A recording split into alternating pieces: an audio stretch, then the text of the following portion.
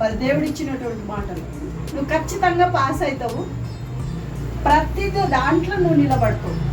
నీ శత్రువుల ఎదుట నీకు భోజనము సిద్ధపరచినట్లు, నూనెతో నీ తల అంటినట్లు నువ్వు నిలబడతావమ్మా. నువ్వు ఎగ్జామ్, నేను ఇప్పుడు పోను ఎగ్జామ్కి అనేది అంటే నువ్వు పోవాలి, ఖచ్చితంగా పోవాలి. అత్తమ్మ నేను చదివా, ఇప్పుడు నాకు అయిపోతుంది, నాకు నా తల తిరుగుతుంది, నా ఒళ్ళేటో అవుతుంది, నా గుండె నొప్పి లేస్తుంది, నా చాతం దుబ్బిపోయింది. బిడ్డ ఎంత శ్రమలు అంటే ఘోరం. క్రియలు జరిగేటి జరుగుతుంది. కానీ నువ్వు అట్లా చేయొద్దు మమ్మీ. నువ్వు దేవుని మీద నువ్వు వెళ్ళు, మేము ప్రార్థన చేస్తాం, నువ్వు నిలబడతావు, ఖచ్చితంగా నిలబడతావని ఇలాంటి మాటలు దేవుడు ఇచ్చినటువంటి మాటలతో ఆదరింపబడుతుండే బిడ్డ.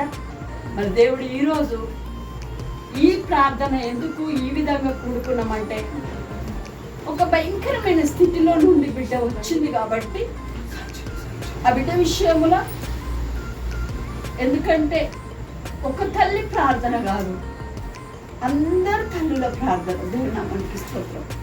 తల్లిదండ్రుల ప్రార్థన, సహవాసములు ఉన్న ప్రతి ఒక్కరి ప్రార్థన. అటువంటి స్థితిలో బిడ్డ నిలబడ్డదంటే నేను ఎట్లా అంటే నా బిడ్డ పాస్ అయింది అనేటువంటి స్థితిలో నేను నా దేవుని నామానికి స్తోత్రం.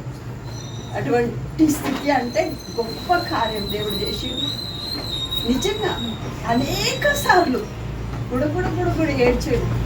ఆ ఎగ్జామ్కు ముందు మొత్తం బీమార్ అయి పడిపోయాడు. దేవుని నామానికి స్తోత్రం. బీమార్ అంటే చాతం దుబ్బేది, మొత్తం తలకాయంతా నొప్పి, భయంకరంగా నొప్పులతోటి ఏడ్చాడు. దేవుని నామానికి స్తోత్రం. ఆ నొప్పులలో కూడా బిడ్డ నిలబడ్డ దేవుడు చేసిన కార్యం.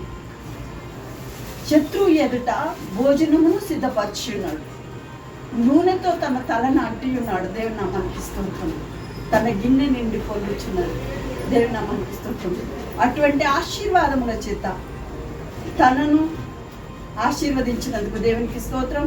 ఈ కుటుంబాన్ని కూడా ఆశీర్వదించినందుకు దేవునికి స్తోత్రం. ఇంత గొప్ప కార్యం దేవుడు చేసినందుకు దేవునికి ఘనత, మహిమ, ప్రభావం చెల్లిస్తున్నాం. ప్రతి బిడ్డ, ఇక్కడ ఉన్నటువంటి బిడ్డలు కూడా వస్తాయి, శ్రమలు రావన్నట్టు కాదు. మైండ్ పనిచేయదు కానీ దేవుని మీద ఆధారపడాలి. ఆరోగ్యం సాధ్యదు కానీ దేవుని మీద ఆధారపడాలి. అటువంటి పరిస్థితులలో కూడా మనం దేవునితో నడిస్తే ఖచ్చితంగా మనం నిలబడతాం. దేవుడి చిన్న వాక్యం దీవించిన